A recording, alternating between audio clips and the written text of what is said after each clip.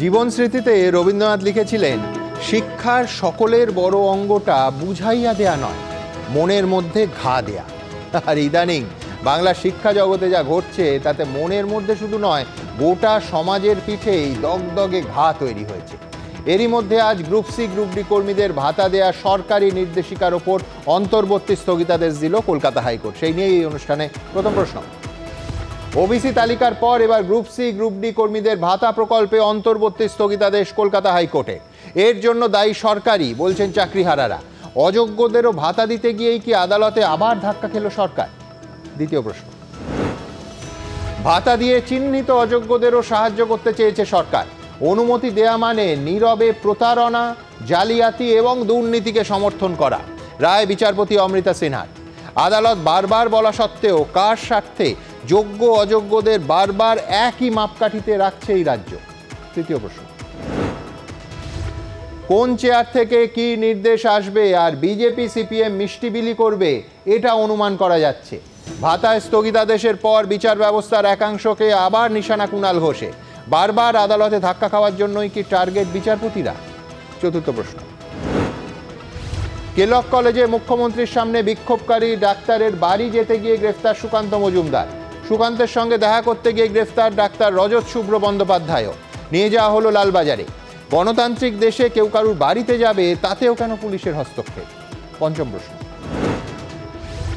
কেলগে প্রশ্ন করেছি বলে এই হেনস্থা। লালবাজার থেকে বেরিয়ে অভিযোগ চিকিৎসকে, ওনাকে সামাজিক বয়কট করা উচিত, আক্রমণে তৃণমূল। কেলগের আঁচেই কি তপ্ত হলো ভবানীপুর? তবে শুরুতেই আজ দেখাবো ঠিক কি হলো কলকাতা হাইকোর্টে। দেখুন।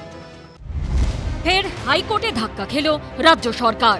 এবার চাকরিহারা গ্রুপ সি ও গ্রুপ ডি কর্মীদের ভাতা মামলায় মুখ্যমন্ত্রীর ভাতা দেওয়ার সিদ্ধান্তের উপর অন্তর্বর্তী স্থগিতাদেশ দিলেন বিচারপতি অমৃতা সিনহা।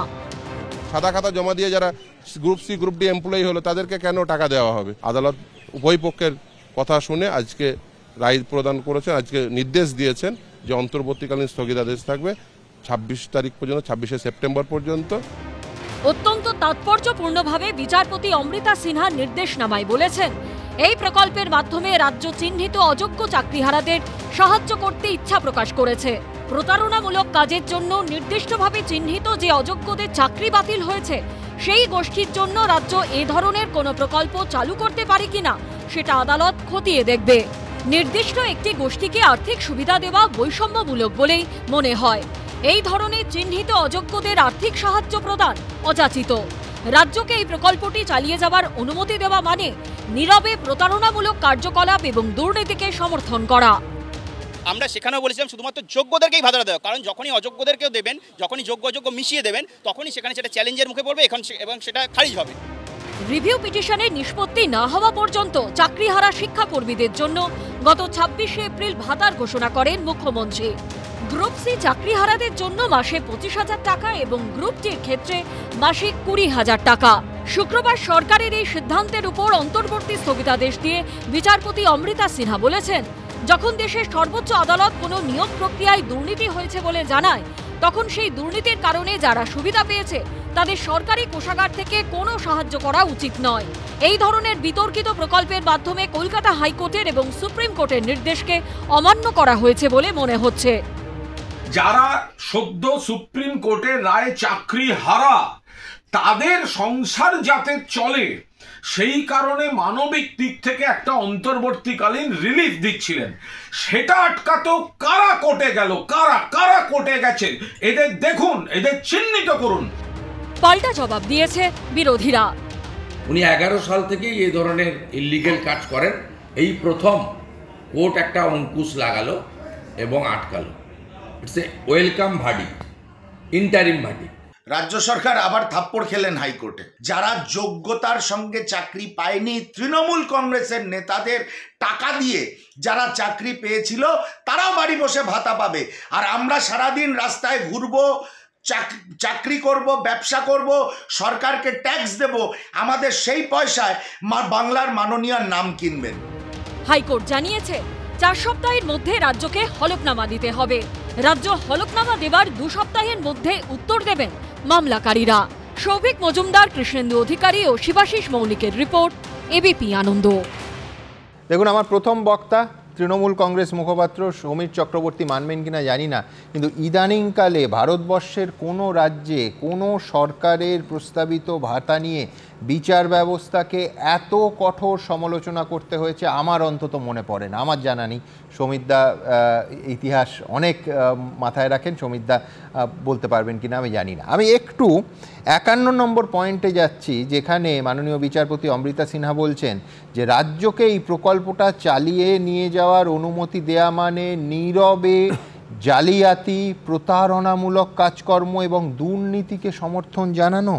তিনি তার রায়ে লিখছেন 16 নম্বর পাতায়, permitting the state to proceed with the scheme will tacitly support fraudulent activity, cheating and corruption। একেবারে স্পষ্ট ভাষায় 16 নম্বর পাতায় 51 নম্বর পয়েন্টে মাননীয় বিচারপতি বলছেন সরকারের একটা ভাতা, প্রস্তাবিত ভাতা প্রকল্প নিয়ে। ইদানিংকালে এরম উদাহরণ আর আছে কিনা সমীর চক্রবর্তী বলতে পারবেন? ধন্যবাদ সুমনবাবু। দেখুন, যে রায়ের কপি থেকে আপনি 16 নম্বর পাতা পড়ছেন, হ্যাঁ, আমি তো সে রায় দেখিনি, আমার হাতে আসেনি। সার্টিফাইড কপি নিশ্চয়ই গভর্নমেন্টের কাছে যাবে, তারপরে আমাদের যেটা ওয়েবসাইটে আপলোডেড হয়ে যাবে, যেটা লিগ্যাল সেল আছে, আমি আইনজ্ঞও নই, তারা সেটা দেখে সিদ্ধান্ত জানাবেন। আমি প্রথমেই একটা কথা বলি তৃণমূল কংগ্রেসের পক্ষ থেকে, যে ভারতবর্ষের আইনের প্রতি, ভারতবর্ষের বিচার ব্যবস্থার প্রতি সম্পূর্ণ আস্থা আমাদের আছে। আমি প্রথমেই একটা কথা বলে রাখি, খুব পরিষ্কার করে দিচ্ছি। দ্বিতীয় নম্বর, আপনি যখন আমার নামটা ঘোষণা করলেন যে বলার জন্যে, আপনি একটা কথা প্রশ্ন ছুঁড়লেন আমার দিকে, যে ভারতবর্ষের কোনো রাজ্যে অতীতে এমন কোনো উদাহরণ আছে কিনা যেখানে ভাতা দেওয়া হয়েছে। দেখুন, মামলাটা কিন্তু বিচারাধীন। না, ভাতা দেওয়া নয়, দুর্নীতি নিয়ে এত কঠোর আদালতের মন্তব্য আর কোন রাজ্যের আর কোন কোর্ট করেছে কিনা? সরকারি অনেকগুলোই আছে, অনেকগুলোই, যেমন একটা সরাসরি জালিয়াতি, দুর্নীতি এবং ফ্রডুলেন্ট অ্যাক্টিভিটিস বলছেন।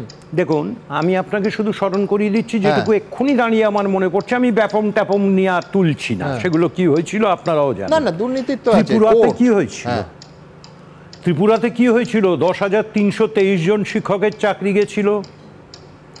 বিজেপি তার নির্বাচনী ইস্তাহারে 2018 সালে, তখন বামেদের জমানার শেষ দিক, 2017 শেষে মুখ্যমন্ত্রী ছিলেন মানিক সরকার, আমার যতদূর মনে আছে। একদম আপনার সঠিক মনে আছে সমীরদা, কিন্তু মধ্যপ্রদেশে ব্যাপম বা ত্রিপুরায় এই অযোগ্যদের ভাতা দেওয়ার কোনো প্রকল্প রাজ্য সরকার ঘোষণা করেনি, না মধ্যপ্রদেশে না ত্রিপুরায়। দেখুন, এখানটাও আমি আপনাকে বলছি, আপনি সঞ্চালক, আপনি যথেষ্ট দক্ষতার সঙ্গে সঞ্চালনা করেন, সে সম্মান আপনার উপরে আমার আছে, কিন্তু আপনি প্রশ্নের জাল একটার পর একটা বেছাবেন।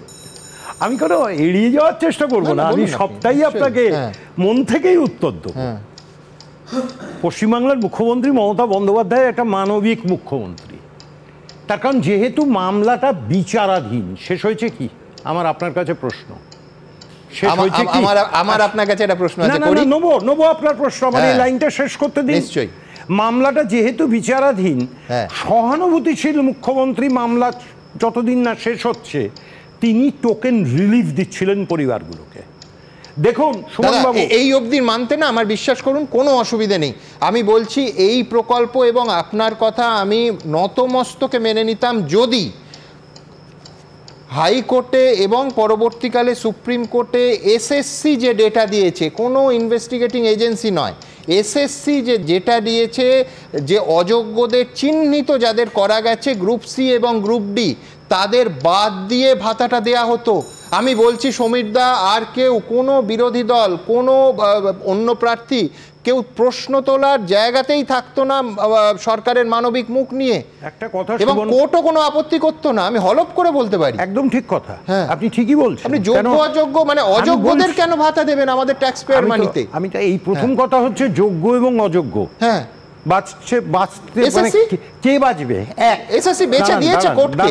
জানান, এই যে সিবিআইও এসছে এর মধ্যে, এবার সেটাও চলছে, সে তদন্ত কি তার রিপোর্ট আমরা জানি না, কিন্তু সুপ্রিম কোর্টকেও যখন এই মামলাটা চলছিল, 26,000 যাদের চাকরি রদ করলেন সুপ্রিম কোর্ট, এবং রদ করার থেকেও তারা বললেন যে 31শে ডিসেম্বর এই বছরের মধ্যেই শূন্য পদগুলো পরীক্ষার মাধ্যমে তো আপনাদের পূরণ করতে হবে। ঠিক না ভুল?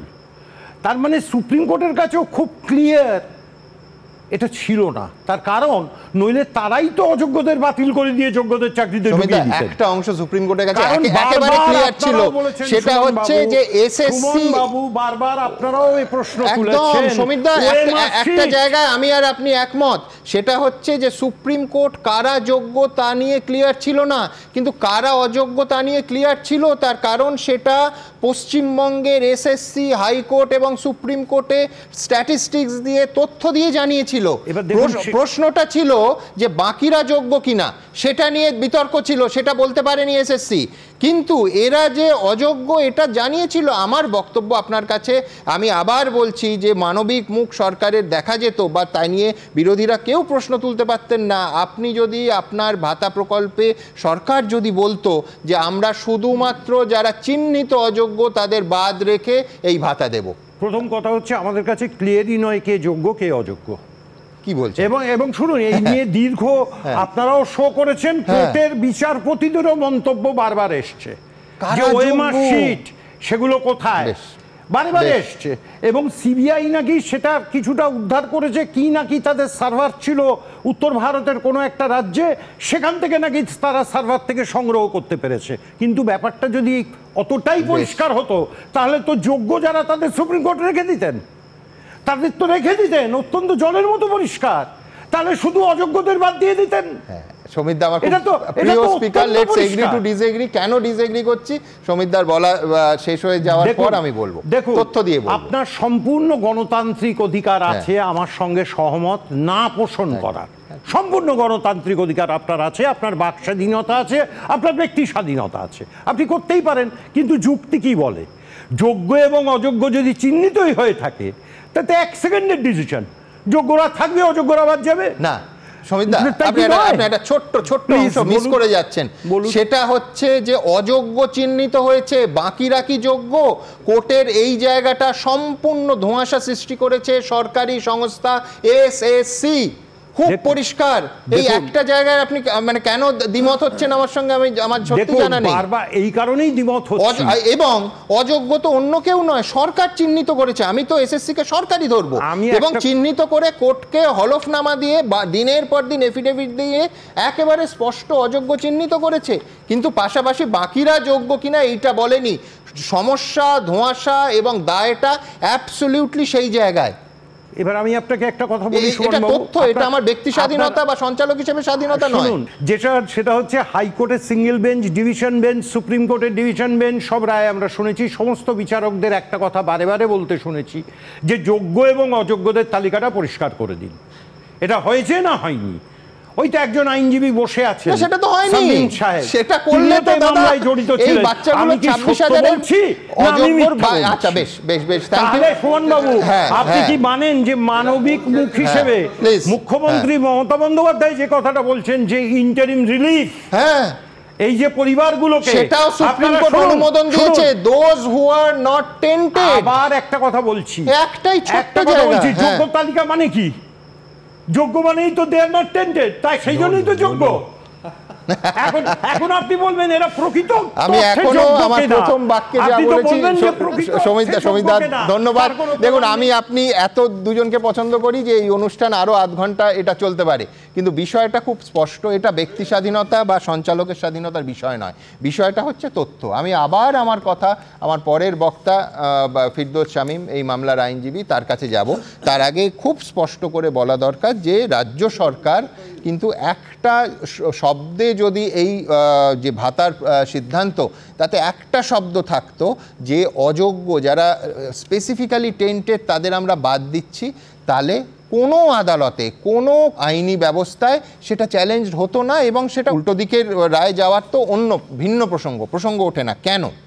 কারণটা খুব স্পষ্ট। এটা হচ্ছে সুপ্রিম কোর্টের সেই রায় যেটা খুব স্পষ্ট করে বলছে যে 9 এবং 10 সেখানে ইরেগুলারিটিস কোথায় আছে। আচ্ছা, এখানেও এই সারণীতেই খুব স্পষ্ট করা, ইরেগুলারিটিস মানে কি বোঝাচ্ছে।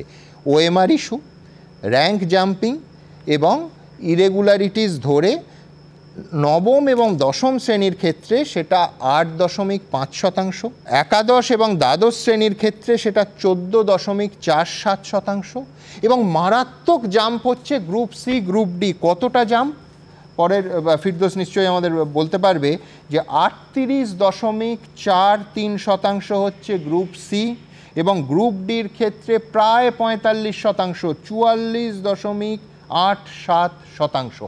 এবং এই তথ্য অন্য কেউ কোর্টে দেয়নি, না সিবিআই, না কলকাতা পুলিশ, না রাজ্য পুলিশ।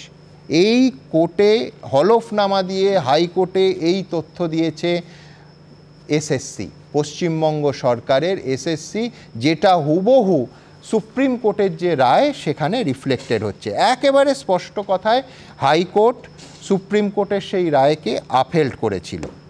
অর্থাৎ আমার পরের বক্তা ফিরদৌস শামীমের কাছে আমি যাব, যে পরিষ্কার সুপ্রিম কোর্ট যেখানে বলেছিল মাইনে ফেরত দিতে হবে, অর্থাৎ এই যারা এসএসসি মানে সরকারি সংস্থার বিচারে স্পেসিফিক্যালি টেন্টেড, যারা হয় র্যাঙ্ক জাম্পিং করেছে, নয় ওএমআর ইস্যু আমি দেখিয়েছিলাম যে শূন্য পেয়েছে 53 হয়ে যাচ্ছে নাম্বারটা, এইখানে মাইনে ফেরত দেওয়ার কথা যাদের ক্ষেত্রে বলা হয়েছে, প্রশ্নটা খুব পরিষ্কার আদালতের কাছে ছিল, তারা আমার আপনার করের টাকায় কেন ভাতা পাবে?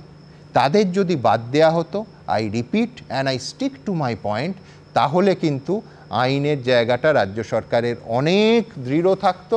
সবথেকে বড় কথা, রাজ্য সরকারের মানবিক মুখ নিয়ে বিরোধীরাও প্রশ্ন তুলতে পারতো না। ফিরদৌস শামীম কি একমত?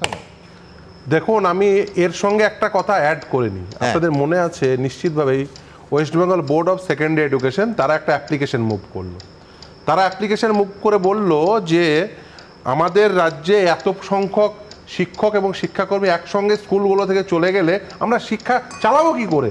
সেই জন্য 4টে নিয়োগ প্রক্রিয়া, যে 4টে নিয়োগ প্রক্রিয়া বাতিল হয়েছিল, নবম দশম, একাদশ দ্বাদশ, গ্রুপ সি, গ্রুপ ডি, সবগুলো নিয়োগ প্রক্রিয়া নিয়েই মামলা করে বললো এদেরকে অন্ততপক্ষে কিছুদিনের জন্য, আমরা পরীক্ষা নেব, কিছুদিনের জন্য স্কুলে যেতে দেওয়ার নির্দেশ দেওয়া হোক। ফিরদৌস, তর্কের খাতিরে তুমি ধরে নাও যে আজকে এই ভাতা যদি বলা হতো যে এই প্রায় 45% আর প্রায় 39%কে আমরা বাইরে রাখছি, যেটা সরকারি সংস্থা এসএসসি বলছে যারা একেবারে যাদের বিরুদ্ধে অভিযুক্ত, যারা টেন্টেড, তাহলে এই ভাতা দেওয়ার ক্ষেত্রে নিঃসন্দেহে সমীরদাদের যে মানবিকতার দাবি সেটা অনেক স্ট্রং হতো, কিন্তু তারপরেও সেটা টিকতো না, সেটা আমি পরে আসছি।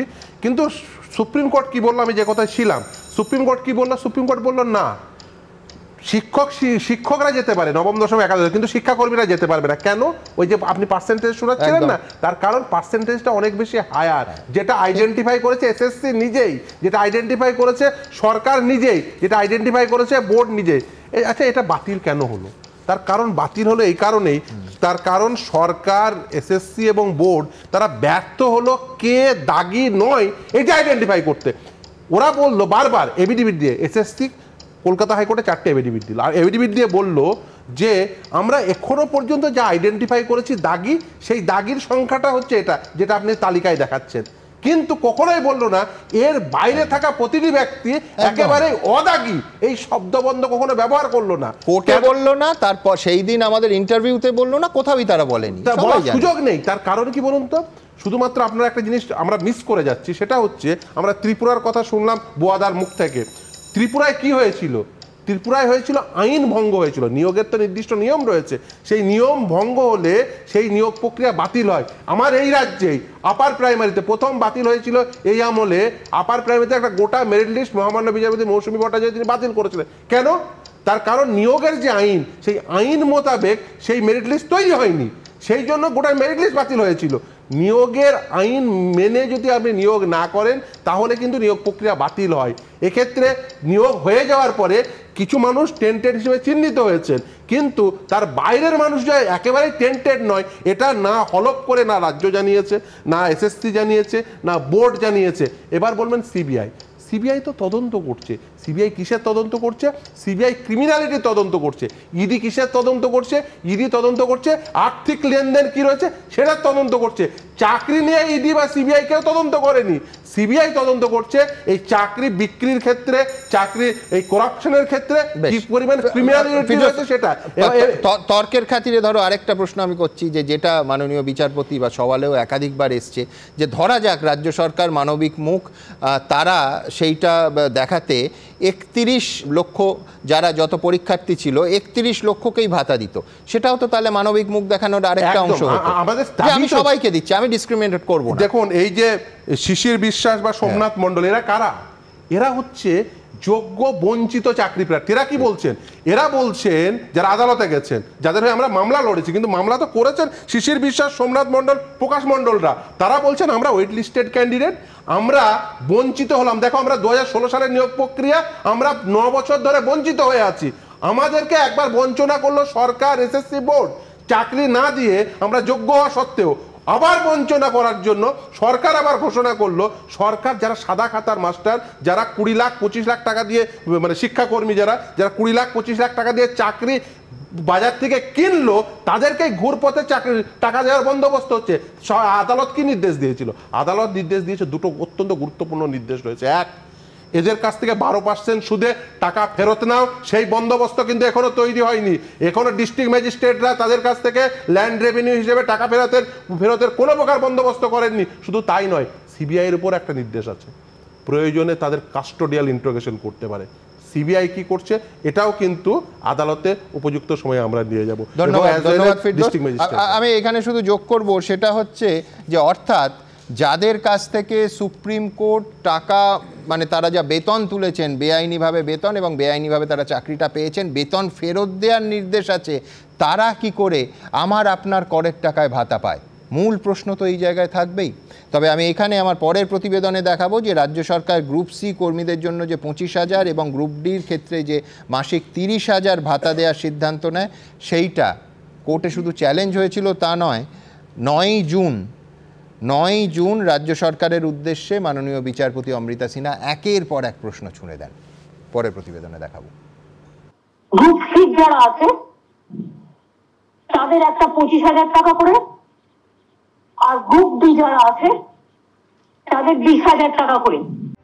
চাকরিহারা গ্রুপ সি ও গ্রুপ ডি শিক্ষাকর্মীদের ভাতা দেওয়ার রাজ্য সরকারের সিদ্ধান্তের ওপর অন্তর্বর্তী স্থগিতাদেশ দিল কলকাতা হাইকোর্ট। যে অযোগ্যদের চাকরি গেছে তাদের জন্য কিভাবে রাজ্য সরকার এই প্রকল্প চালু করতে পারে তা নিয়ে প্রশ্ন তুলে দিলেন বিচারপতি অমৃতা সিনহা। নির্দেশনামায় তিনি বলেছেন, এই ধরনের বিতর্কিত প্রকল্পের মাধ্যমে কলকাতা হাইকোর্টের এবং সুপ্রিম কোর্টের নির্দেশকে অমান্য করা হয়েছে বলে মনে হচ্ছে। রাজ্যের এই প্রকল্পকে যদি পরে বাতিল করা হয়, তাহলে এখন যাদের আর্থিক সাহায্য দেওয়া হবে সেটা পরে ফেরত দেওয়া তাদের পক্ষে সম্ভব হবে না। কাজ না করে সরকারি কোষাগার থেকে টাকা পাওয়ার অধিকার কারণ নেই, মৌলিক অধিকার তো দূরস্থ। এই বিতর্কিত প্রকল্পের মাধ্যমে রাজ্য কোনো কর্মসংস্থান তৈরি করছে না, কোনো বেকার প্রার্থীকে সরকারি সহায়তা প্রদান করছে না। উল্টে মনে হচ্ছে যে রাজ্য সেই প্রার্থীদের আর্থিক সহায়তা প্রদান করছে যারা দুর্নীতির কারণে চাকরি পেয়েছিল এবং আদালতের নির্দেশে যাদের চাকরি বাতিল হয়েছে। যারা রাজ্যের কোনো কাজ করছেন না, বাড়িতে বসে আছেন অথবা অন্য কোথাও নিযুক্ত আছেন, তাদের বিনামূল্যে অর্থ প্রদান করা যায় না। যেভাবে নোটিফিকেশন ছিল সেটা তো খারিজ হওয়ারই কথা। নোটিফিকেশন তো যোগ্য অযোগ্য সবাইকে নিয়ে দিচ্ছে না, তাহলে সেই ক্ষেত্রে খারিজ হওয়াটা তো অস্বাভাবিক কিছু না। আমরা জানতাম খারিজ হবে। মামলার শুনানিতে গত 9 জুন রাজ্য সরকারের উদ্দেশ্যে একের পর এক প্রশ্ন ছুড়ে দেন বিচারপতি অমৃতা সিনহা। তিনি জানতে চান, 20 এবং 25,000 টাকার অঙ্কটা কিসের ভিত্তিতে নির্ধারণ করলে? কত সংখ্যক শিক্ষাকর্মী এই টাকা পাবেন? অতীতে কোন কোন ঘটনায় এরকম আর্থিক সাহায্য দেওয়া হয়েছিল? উত্তরে অ্যাডভোকেট জেনারেল বলেন, একাধিকবার দেওয়া হয়েছে, পুজোর সময় বা অন্যান্য ঘটনায়। বিশেষ খাত থেকে এই টাকা বরাদ্দ করা হয়। বিচারপতি জানতে চান, যারা এই টাকা পাবেন, প্রতিদানে রাজ্য তাদের থেকে কি পাবে? তারা ঘরে বসে থাকবেন আর টাকা পাবেন? সুপ্রিম কোর্টে একটার পর একটা রিভিউ পিটিশন হতে থাকবে আর এরা টাকা পেতে থাকবেন? এত সংখ্যক ব্যক্তি ঘরে বসে বসে সাধারণ মানুষের টাকা পাবেন? বেকারদের জন্য কি রাজ্য এই ধরনের কোনো প্রকল্প চালু করেছে বা চালু করার কথা ভাবছে? এরপরে শুক্রবার ভাতার উপর অন্তর্বর্তী স্থগিতাদেশ জারি করলেন বিচারপতি।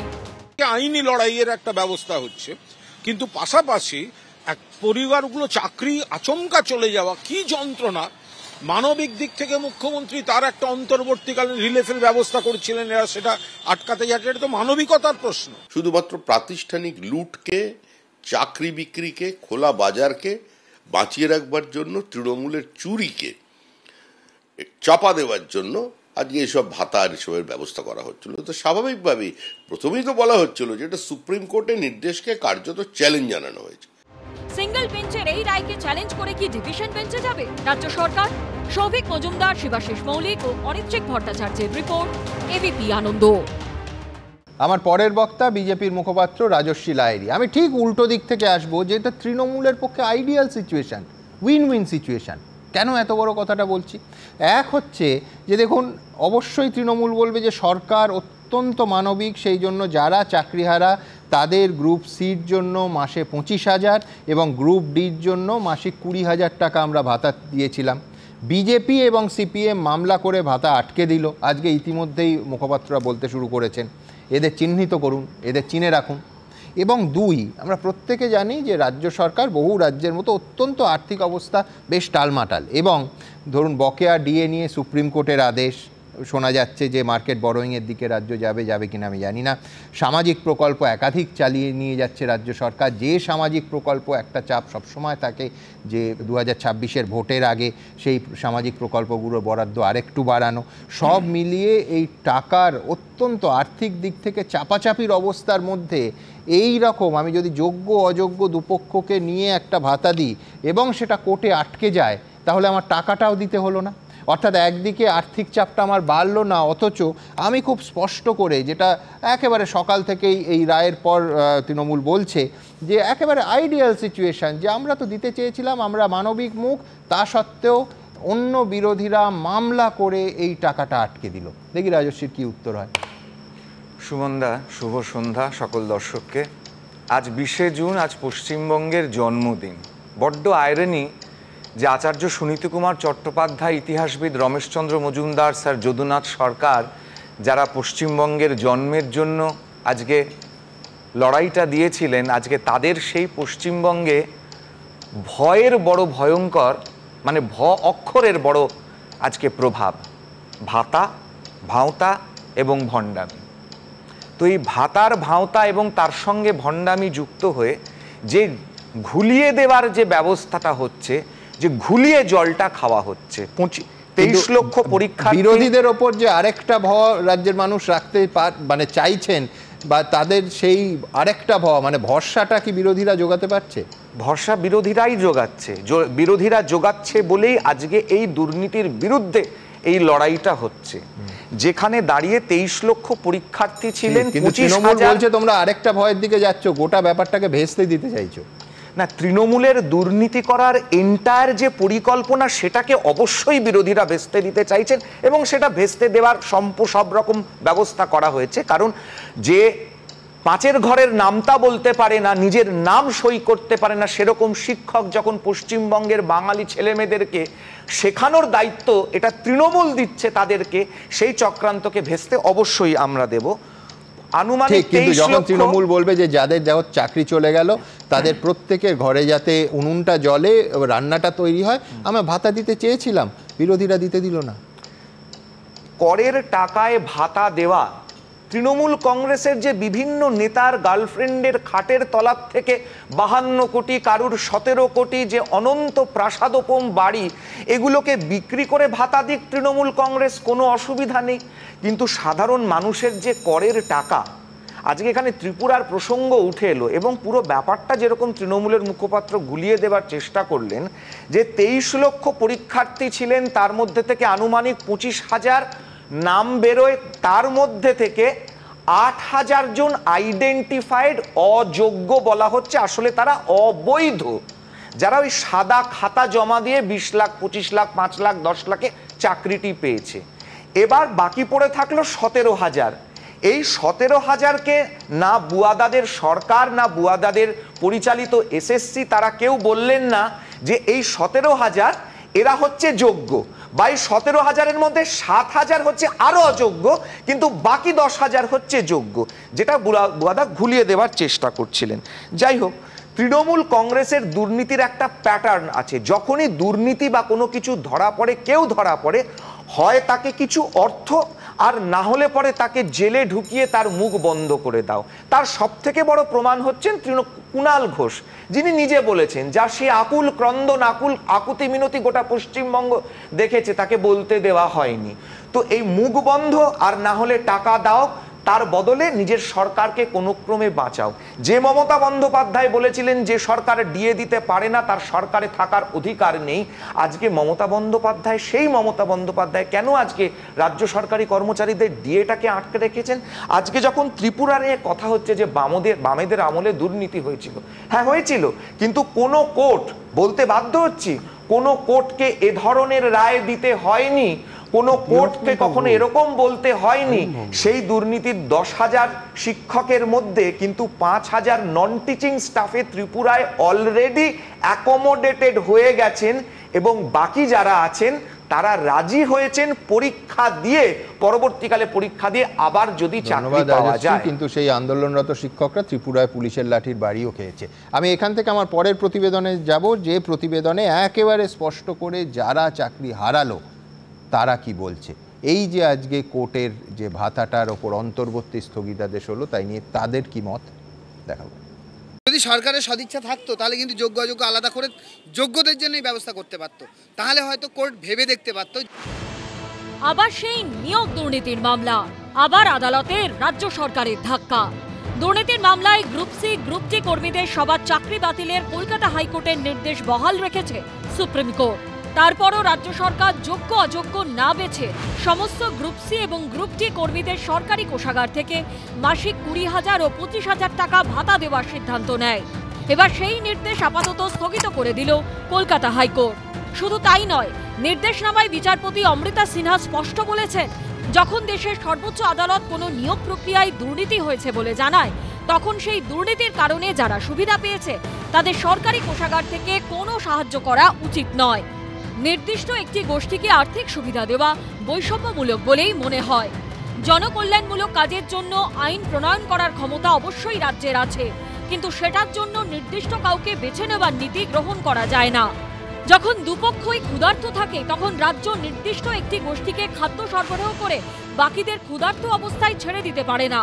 ফলে এই অবস্থায় একই নিয়োগ প্রক্রিয়ায় অংশগ্রহণকারী বঞ্চিত চাকরি প্রার্থীরা কেন আদালতের দ্বারস্থ হতে পারবেন না? সরকার নিজের অপদার্থতা ঢাকার জন্য সে কিন্তু আজকে এই ভাতার সিস্টেমটা চালু করতে চেয়েছিল, কিন্তু সেখানেও এমন গোলমাল করে দিল যে সেটাও কিন্তু মানে আপাত দৃষ্টিতে সেটাও বন্ধ হয়ে গেল। সুপ্রিম কোর্টের রায় অযোগ্যদের পাশাপাশি যোগ্য শিক্ষকদেরও চাকরি চলে যাবার পর থেকে বারবার অভিযোগ উঠেছে রাজ্য সরকার অযোগ্যদের পাশে দাঁড়াতে বেশি তৎপর। একই অভিযোগ উঠেছে অশিক্ষক কর্মীদের ক্ষেত্রেও, আর তাই হাইকোর্ট ভাতার উপর স্থগিতাদেশ দেওয়ার পর থেকে সেই অভিযোগ আরও জোরালো হয়েছে। যদি ভাতা দিতেই হয় তাহলে 31 লক্ষ ক্যান্ডিডেটকে কেন নয়, ভাতা দিলে প্রত্যেককে দাও, না হলে ওই সাদা খাতার যে জমা দিয়ে যারা শিক্ষকতা পেলো বা শিক্ষাকর্মী হলো, এক্ষেত্রে ডিসিশনটা ছিল শিক্ষাকর্মীদের জন্য, সাদা খাতা জমা দিয়ে যারা group C group D employee হলো তাদেরকে কেন টাকা দেওয়া হবে। আদালত আগেই স্পষ্ট করে জানিয়েছিল, গ্রুপ সি গ্রুপ ডি কর্মী নিয়োগেই সবচেয়ে বেশি অনিয়ম ধরা পড়েছে, তাই তাদের স্কুলে ফেরার কোনো সুযোগ দেওয়া হয়নি। যোগ্য অযোগ্যের তালিকা দিলে সব যোগ্যদের চাকরি বেঁচে যেত, তেমনি শিক্ষাকর্মীদের ক্ষেত্রেও যারা যোগ্য আর যারা অযোগ্য তাদের বাছাই না করে সবাইকে একবারে মিলিয়ে খিচুড়ির মতো একটা ভাতা দেওয়ার কারণে হাইকোর্টে এই অবস্থা। এবং আমাদের যে চাকরি চলে যাওয়া, মূলত যোগ্য চাকরি চলে যাওয়া, এর মূল কারণ হচ্ছে এটাই। মুষ্টিমেয় কজন 3,000, 4,000, 5,000 লোক যাদের কাছ থেকে কেউ না কেউ পয়সা খেয়েছে, নাহলে পয়সার পাহাড় তো দেখতাম না আমরা। সেই কয়েক হাজারকে বাঁচাবার জন্যে তারা বাকি 23,000, 22,000 লোকের সর্বনাশ করে দিচ্ছে, ইচ্ছাকৃতভাবে তারা তাদের সুযোগ নষ্ট করে দিচ্ছে। প্রথমে পুরো প্যানেল বাতিল, আর এবার ভাতায় স্থগিতাদেশ। নিয়োগ দুর্নীতির মামলায় আদালতের রাজ্য সরকার বারবার ধাক্কা খেয়েই চলেছে। সৌভিক মজুমদার, ঐশী মুখোপাধ্যায় ও শিবাশিস মৌলিকের রিপোর্ট, এবিপি আনন্দ। দেখুন, লালবাজার লকআপ থেকে সরাসরি স্টুডিওতে আসার জন্য যদি কোনো সময় ভাতা পাওয়া যেত তাহলে আমার পরবর্তী বক্তা সময় ভাতা পেত, কিন্তু সেরকম কোনো ব্যবস্থা আমরা চালু করছি না। জোকস অ্যাপার্ট, আমার পরের বক্তা সরাসরি লালবাজার লকআপ থেকেই আসছে।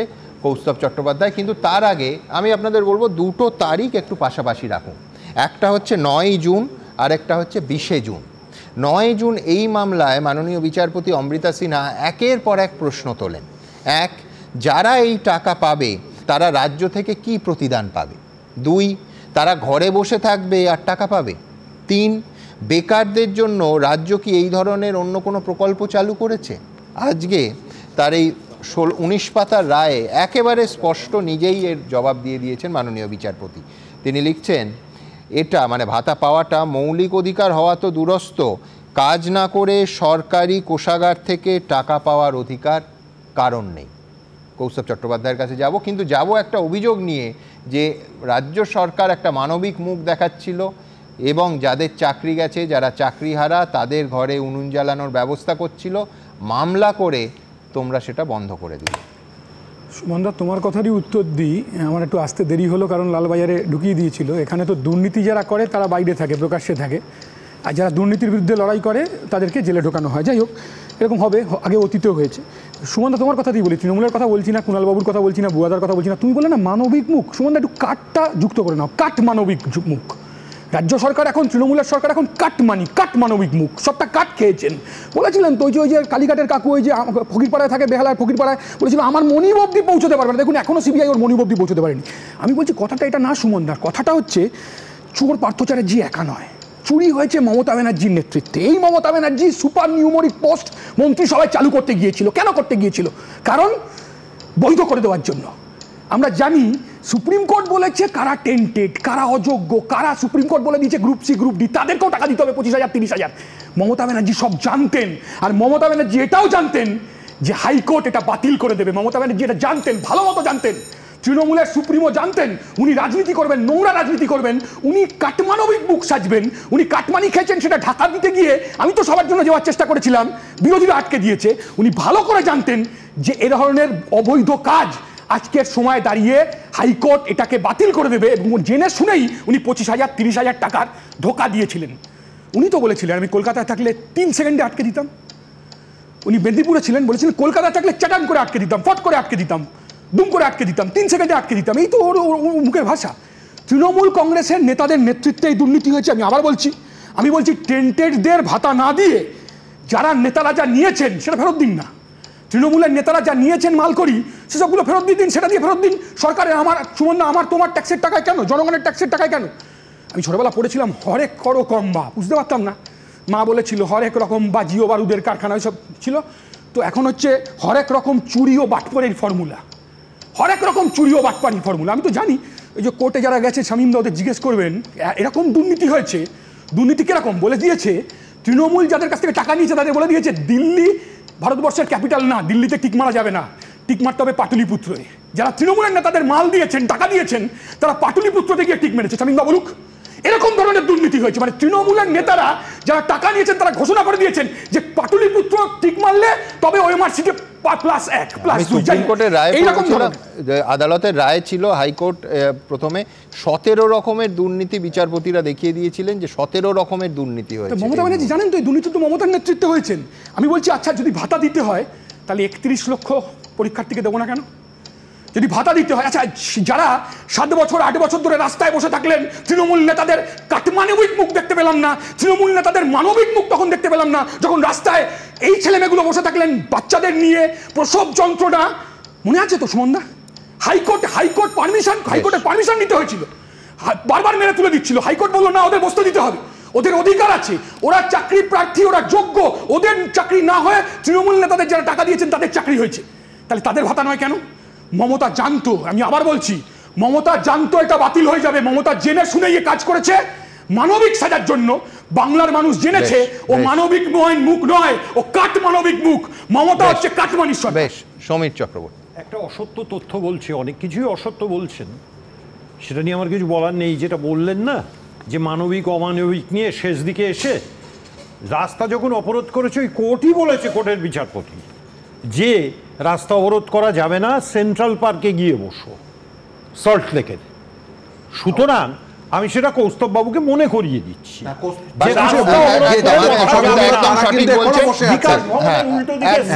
সঠিক বলছেন, তার সঙ্গে সমীরদা ওদের বায়ো টয়লেট ইত্যাদি ব্যবস্থা, সেই সব কথা করে দিতে হবে এবং সেটা বিধাননগর কর্পোরেশন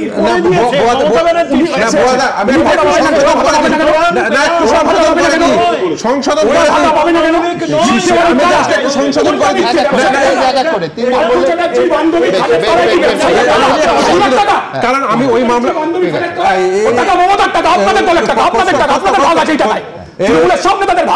বলছি, দেখুন এই যারা মামলা করেছে না তারা এখনো বসে আছে। তারা কোথায় বসে আছে বলুন তো?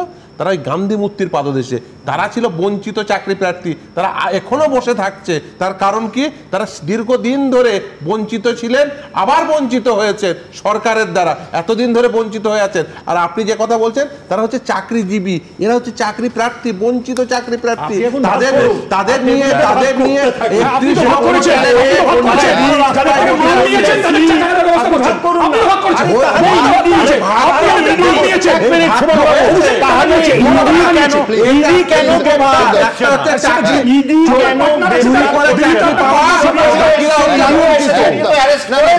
একটা জায়গা আমি একমত, সেটা হচ্ছে এই তদন্তে এজেন্সির কি ভূমিকা এবং তারা কেন অগ্রণী ভূমিকা নিয়ে কেন যোগ্য হ্যাঁ সবাই একমত, যোগ্য অযোগ্য ভাগ করলো না সেই বিষয়ে তো আছে, অবশ্যই সেই প্রশ্ন সমানভাবে তুলতে হবে। আমার পরের বক্তা ডক্টর নজরুল ইসলাম, আমি 43 নম্বর পয়েন্টটা একটু পড়ে শোনাই। আজকের এই রায়ে 14 নম্বর পাতায় আছে, once the highest court of the land, মানে সুপ্রিম কোর্টের কথা বলা হচ্ছে, has decided the issue on illegal appointment conclusively and opined that the appointments were result of fraud, একেবারে সুপ্রিম কোর্টকে কোর্ট করে বলা হচ্ছে, no person who was the beneficiary of the fraudulent act of the statutory authority ought to be provided any support, that too from the public exchequer।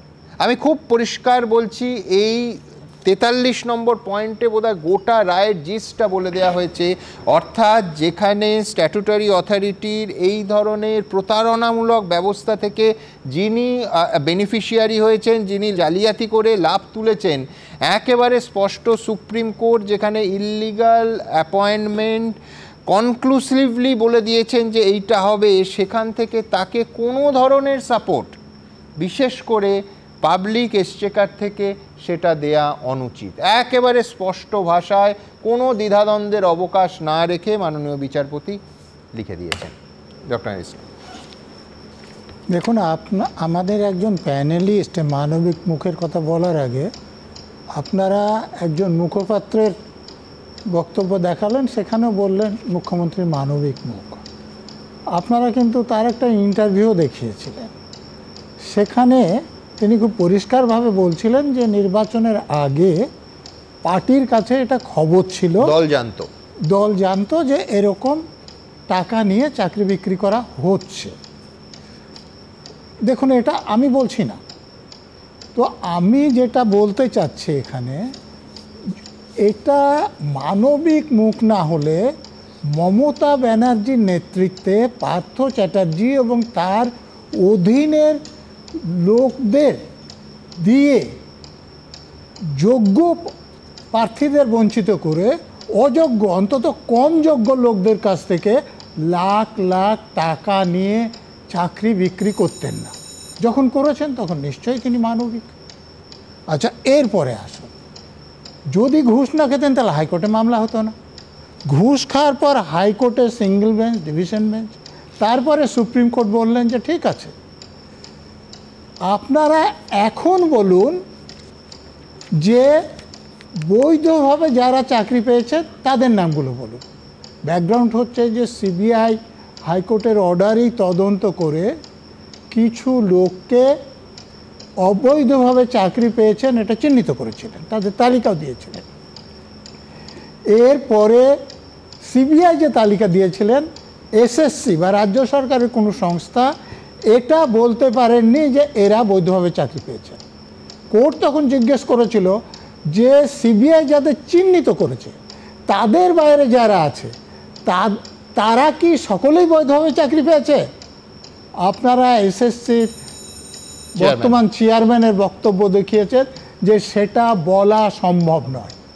দেখুন, যদি মানবিক মুখ হতেন, এসএসসি সিলেকশন করেছে, রাজ্য সরকারের অন্য সংস্থাগুলো যেমন বোর্ড অ্যাপয়েন্টমেন্ট দিয়েছেন, তারা বলতে পারবেন না যে কাদের কাছ থেকে টাকা নিয়ে তারা চাকরি বিক্রি করেছেন আর কারা বৈধভাবে চাকরি পেয়েছেন? এটা কেন দেয়া হলো না? যদি দেয়া হতো তাহলে যাদের সিবিআই চিহ্নিত করেছেন তাদের অর্ডার কী হয়েছে যে সুদ সমেত বেতন ফেরত দিতে হবে এবং তারা নতুন নিয়োগ প্রক্রিয়ায় অংশগ্রহণ করতে পারবে না। তালিকা যদি দিয়ে দিতেন তাহলে তাদের ও একই অর্ডার হতো এবং তারা নতুন নিয়োগ প্রক্রিয়ায় অংশগ্রহণ করতে পারতেন না। যেহেতু তালিকা দেয়া হয়নি, সিবিআই যাদের চিহ্নিত করেননি তাদের আবার নিয়োগ প্রক্রিয়ায় অংশগ্রহণ করতে দেওয়া হবে এবং যারা টাকা দিয়ে চাকরি পেয়েছেন তারাই চাকরি পাবে। কিন্তু ভাবুন নজরুলদা, যিনি যাকে টাকা তাকে বেতন ফেরত দিতে হবে, তার কারণ তিনি বেআইনিভাবে চাকরি কিনে চাকরি পেয়েছেন, তিনিও আবার আমার আপনার করের টাকায় ভাতা পেতেন যদি আজকে কোর্টে এটা অন্তর্বর্তী স্থগিতাদেশ না হতো। ওই কথাটা আমি বলছি যে আপনারা বলছেন যে এই যে ভাতার টাকাটা দিতে হবে না, শুধু এইটা সুবিধা না, দেখুন যদি তখন তালিকা দিতেন বা এখনও যারা টাকা দিয়ে চাকরি পেয়েছিলেন এবং গ্রুপ সি ডিতে তাদের পার্সেন্টেজ অনেক বেশি, একদম আপনারাই বললেন 45% যারা টাকা দিয়েছিলেন, কুন্তল ঘোষের বক্তব্য আপনাদের মনে নাই যে আমি তো 10% রাখতাম, বাকি উপরে পাঠিয়ে দিয়েছিলাম। তো এই কুন্তল ঘোষদের যখন এই গাছে বেঁধে মাস শুরু করতো যে আমার টাকাটা ফেরত দাও, চাকরিটা আমার গিয়েছে, সেই যে চাপটা ওই 90% যাদের কাছে এসেছিল তাদের উপর পড়তো কি না? আপনারা এই পয়েন্টটা দেখছেন না। এই জন্যে তালিকাও দেয়া হয়নি, এই জন্যই ভাতা চালু করা হয়েছিল এবং হাইকোর্ট এই জন্যই বাতিল করেছে যে যাদেরকে টাকা নিয়ে আপনি চাকরি বিক্রি করেছেন তাদের সুপ্রিম কোর্টের রায় চাকরি গিয়েছে, আবার তাকে আপনি ভাতা দিতে চাইছেন। আমি এর উত্তর রাহুল চক্রবর্তীর কাছ থেকে নেব, কিন্তু তার আগে দ্রুত আপনাদের দেখাতে চাইব সেটা হচ্ছে যে তৃণমূলের বক্তব্য আজকের এই রায়ের পরও একেবারে পরিষ্কার। ইনফ্যাক্ট বিচার বিভাগের একাংশকে একেবারে নিশানা করেছেন কুণাল ঘোষ। তিনি বলছেন কোন চেয়ার থেকে কি নির্দেশ আসবে এবং বিজেপি বা সিপিএম মিষ্টি বিলি করবে সেটা প্রেডিক্টেবল হয়ে যাচ্ছে কোর্টটা। এটা দুর্ভাগ্যজনক। পরের প্রতিবেদন। কোন চেয়ার থেকে কি অর্ডার আসবে আর বিজেপি বা সিপিএম মিষ্টিবিলি করবে প্রেডিক্টেবল হয়ে যাচ্ছে কোর্টটা। এইটা আনফরচুনেট। চাকরিহারা গ্রুপ সি গ্রুপ ডি কর্মীদের ভাতা দেওয়ার সরকারি নির্দেশিকায় শুক্রবার অন্তর্বর্তী স্থগিতাদেশ দিয়েছে কলকাতা হাইকোর্ট। আর এরপরই ফের একবার বিচার ব্যবস্থার একাংশকে নিশানা করলেন কুণাল ঘোষ। অমৃতা সিনহা মাননীয় বিচারপতি যে রায় দিয়েছেন, দেখুন কোর্টের কোনো বিষয়ে বা কোর্টকে আমরা শ্রদ্ধা করি, সম্মান করি। অমৃতা সিনহার রায়কে নিয়ে এই ধরনের কোনো মন্তব্য বা মূল্যায়ন করব না। তবে কোর্টের কিছু কিছু চেয়ার তো প্রেডিক্টেবল।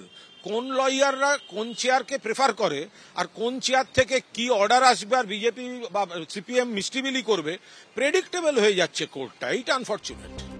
কুণাল ঘোষের এই মন্তব্যের তীব্র সমালোচনা করেছে আইনজীবীদের একাংশ। প্রেডিক্টেবল তো এটাই যে ওনারা জানতেন ভালো করে যে এই ভাতা যে কোনো ভারতবর্ষের যে কোনো কোর্টে গেলেই এটা স্টে হয়ে যাবে, কারণ এই সিদ্ধান্তের না কোনো আইনি ভিত্তি আছে, না এই সিদ্ধান্তের কোনো আইনি আপনার কোনো লজিক্যাল কোনো জায়গা রয়েছে। প্রেডিক্টেবল এই সেন্সেই যে এটা যে স্টে হবে এটা ওনারা খুব ভালো করেই জানতেন। এই পুরো জিনিসটাই হচ্ছে একটা নাটক। এই আক্রমণটা খুবই দুর্ভাগ্যজনক। যখন রায় তার মনোমতো হবে তখন বিচারপতিরা ভালো, আর রায় যদি মনোমতো না হয় তাহলে বিচারপতিরা খারাপ। এটা খুবই দুর্ভাগ্যজনক। কুণাল ঘোষের মন্তব্যের তীব্র নিন্দা করেছে বিজেপি ও সিপিএম। বিচারপতিকে পছন্দ হয়নি, অতএব তার বিরুদ্ধে কোর্টে এসে বিক্ষোভ করা। বিচারপতির রায় পছন্দ হয়নি, ওদের পছন্দ মতো রায় হয়নি, তার বাড়িতে গিয়ে পোস্টার লাগানো, চূড়ান্ত অসভ্যতা করেছে সব। এখন বলছে প্রেডিক্টেবল চেয়ারে কে বসে আছেন সেই বুঝে নিয়ে কোর্ট ইত্যাদি ইত্যাদি, চূড়ান্ত ভাবে জুডিশিয়ারিকে অসম্মান করা তার সামিল। এর আগেও তৃণমূল কংগ্রেস কলকাতার এক মহামান্য বিচারপতির পরিবারকে নিয়ে কথা বলেছেন, তাকে বিভিন্নভাবে হেনস্থা করার চেষ্টা করেছেন, বিচারপতির বাড়িতে গিয়ে পোস্টার মেরেছে, তাকে ম্যানহ্যান্ডেল করেছে। তো স্বাভাবিকভাবেই একটা স্বৈরতান্ত্রিক রাজনৈতিক দল, একটা ফ্যাসিস্ট দল, তো তারা বিচার ব্যবস্থাকেও আক্রমণ করবে। গণতন্ত্রের 4টি স্তম্ভ কোনোটাই তৃণমূলের রাজ্যে অক্ষত নয়। দিন কয়েক আগে ওবিসি মামলার ক্ষেত্রে নাম করে বিচারপতি রাজাশেখর মান্থাকে আক্রমণ করেন কুণাল ঘোষ। কৃষ্ণেন্দু অধিকারী, সৌভিক মজুমদার ও শিবাশিস মৌলিকের রিপোর্ট, এবিপি আনন্দ। সমিতাকে ধন্যবাদ। যখন এই প্রতিবেদন চলছে, সমিতা সঠিকভাবেই বিচারপতি লালা বাংলা থেকে পালা বিমান বসুর সেই মন্তব্য মনে করিয়ে দিয়েছেন। আপনাদের মনে থাকবে দিনের পর দিন টেলিভিশনে তার প্রতিবাদ হয়েছে, সংবাদপত্রে লেখালেখি হয়েছে এবং বিমান বসু আদালতে হাজিরা দিতে হয়েছে, ক্ষমা চাইতে হয়েছে। ঠিক যেমন আমরা বারবার বলেছি যে বিচারপতিদের রায়ের সমালোচনা ভারতের বিচার ব্যবস্থা এবং গণতান্ত্রিক অত্যন্ত শক্তিশালী কাঠামো প্রত্যেক নাগরিককে, আমার আপনাকে সবাইকে সে অধিকার দেয়। যেটা দেয় না সেটা হচ্ছে বিচারপতিদের ব্যক্তি আক্রমণ। বারবার তৃণমূল কংগ্রেসের বিরুদ্ধেও কিন্তু কখনো মাননীয় বিচারপতি রাজাশেখর মান্থা, কখনো মাননীয় বিচারপতি অমৃতা সিনহাকে আক্রমণ করার অভিযোগ উঠেছে। একেবারে স্পষ্ট ব্যক্তি আক্রমণ। শুভেন্দু অধিকারী বেপরোয়াভাবে পুলিশকে আক্রমণ করছে, পুলিশকে মানছে না, আইন শৃঙ্খলাটা পৈতৃক সম্পত্তি ভেবে নিয়েছে এবং কালকেও সেই মানসিকতা দেখা গেছে এবং এর জন্য দায়ী one and only justice Rajasekhar Mantha. I repeat, এর জন্য responsible one and only justice Rajasekhar Mantha. Justice Rajasekhar Mantha শুভেন্দুর উপর সমস্ত এফআইআর গুলোতে সুরক্ষা দিয়ে দিচ্ছেন। এমনকি যে অপরাধ শুভেন্দু করেনি তখনও পরের দিন কি করবে তিনি জানেন না, তা অ্যান্টিসিপেট করেও বলছেন তার বিরুদ্ধে এফআইআর করা যাবে না। এটা কোন দেশের আইন? রাজাশেখর মান্থা হরিশ মুখার্জি রোডে মিছিলের অনুমতি দেন,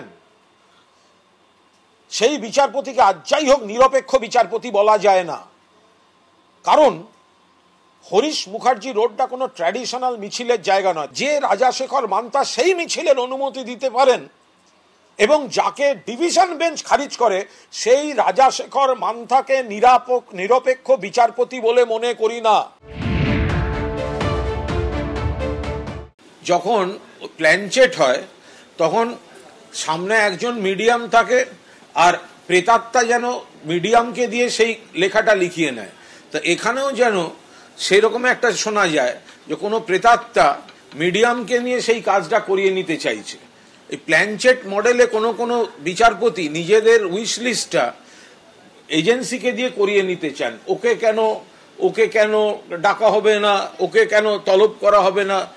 একে বিজেপি চালিত করছে এজেন্সিকে, তার উপর আবার যদি বিচারপতিও তিনিও যদি তার উইশ লিস্ট চাপিয়ে দেন, তাহলে তো বিচার ব্যবস্থার মধ্যে আর ন্যায় বিচারের কোনো জায়গা থাকবে না।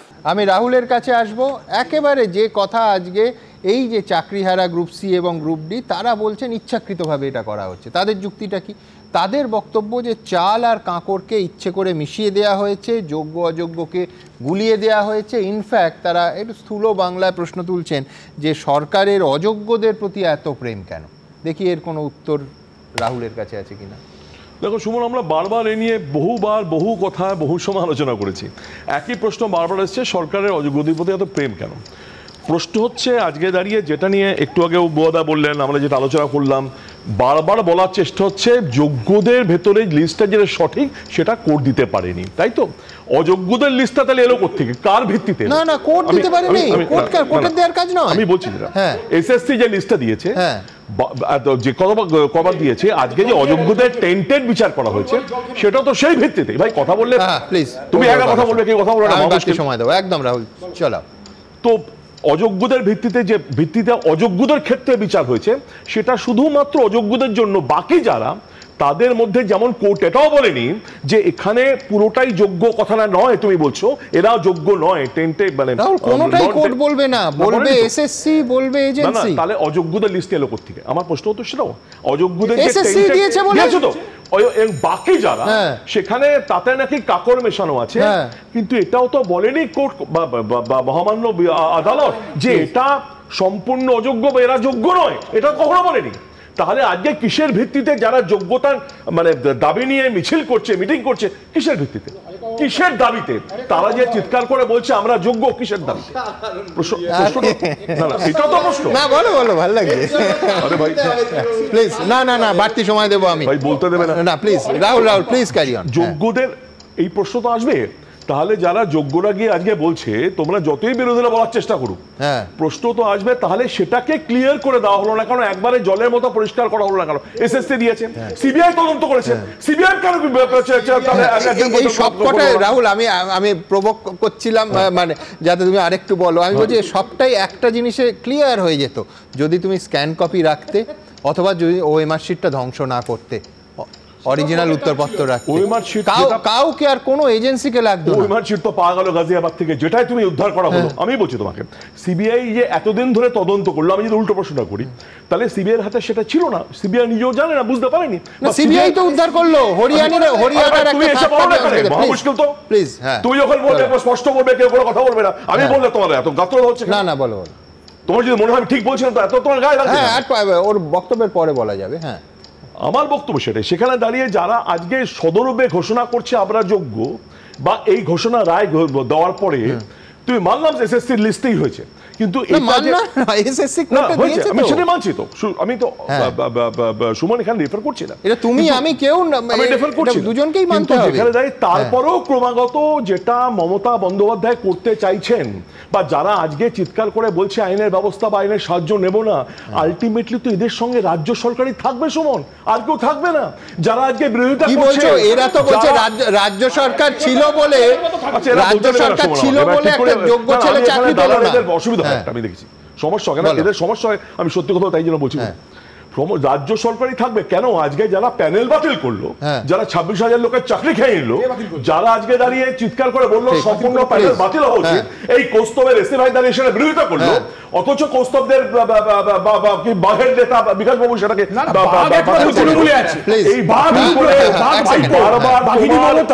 এই বারবার যে বাড়িয়ে যে কোনো অনুদান দেওয়া বন্ধ করছে, সেটা কাদের স্বার্থে? রাহুল, এতগুলো বাক্য বললে, একবারও তো বললে না যে কেন যারা চাকরি চুরি করলো। তুমি একটা সময় এই যে এত কথা বলছি, একটু কথা এই যে এত কথা বলছি আমরা, এক্ষুনি দেখালে যে বিচার ব্যবস্থা দীর্ঘ তালিকা দিলে একবার বললে না যে কেন পার্থ চট্টোপাধ্যায়ের বান্ধবীর খাটের নিচ থেকে 50 কোটি পাওয়া গেল, কেন 11 কিলো সোনা পাওয়া গেল, একবার বললে না তো যে ওই অসহায় ছেলেগুলোর চাকরি, ওই যোগ্যদের চাকরি কেন চুরি করলো? একটা কথা বলি আমি, সবটা বললে চুরিটাকে বাদ দিয়ে যে বললো না এই চোর সে চোর। মুশকিলটা হচ্ছে কৌস্তবরা ভুলে যখন বিনয় চৌধুরীর মতো লোক বলে ঠিকাদারদের সরকার থাকবো না, তখন কাটপানি কে নিয়ে কৌস্তবদের মনে থাকে না। দ্বিতীয়ত আজকে দাঁড়িয়ে এই যে বিচারপতির নামে বললে, তুমি বলছো Partha Chattopadhyay inspired by CPM, লালা বাংলা ছেড়ে পালার কথা যেমন বলেছিল, শবরীমালা রায় অমিত শাহ কি বলেছিল এই কথা উঠলো না। শবরীমালা রায় অমিত শাহ কি বক্তব্য করেছিলেন সে কথা একবার তুললাম না। অমিত শাহ কি বক্তব্য রেখেছিল, আলতু কথা বলছেন, সম্পর্ক লক্ষ লক্ষ মানুষ দেখছেন। আমি বললে এদের অসম্ভব গায়ে লাগছে তো প্রবলেম। আমি এই মাধ্যমে আমি মমতা বন্দ্যোপাধ্যায়কে অনুরোধ জানাচ্ছি, রাহুল দাকে যেন বঙ্গশ্রী ওই বিশ্বশ্রী উপহার যেন পরের বার দেওয়া হয়। অসাধারণ ঘুরিয়ে দেওয়া, এর জন্য কিন্তু প্রশংসা। শুধু একটাই বক্তব্য আছে, বলে দেবো শুভেন্দুদা মুখ্যমন্ত্রী হয়ে গেলে আমি বলবো ভারতরত্ন দেওয়ার জন্য শুভেন্দুদা মুখ্যমন্ত্রী নয়।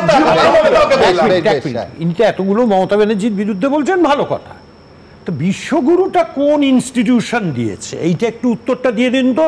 রবীন্দ্রনাথকে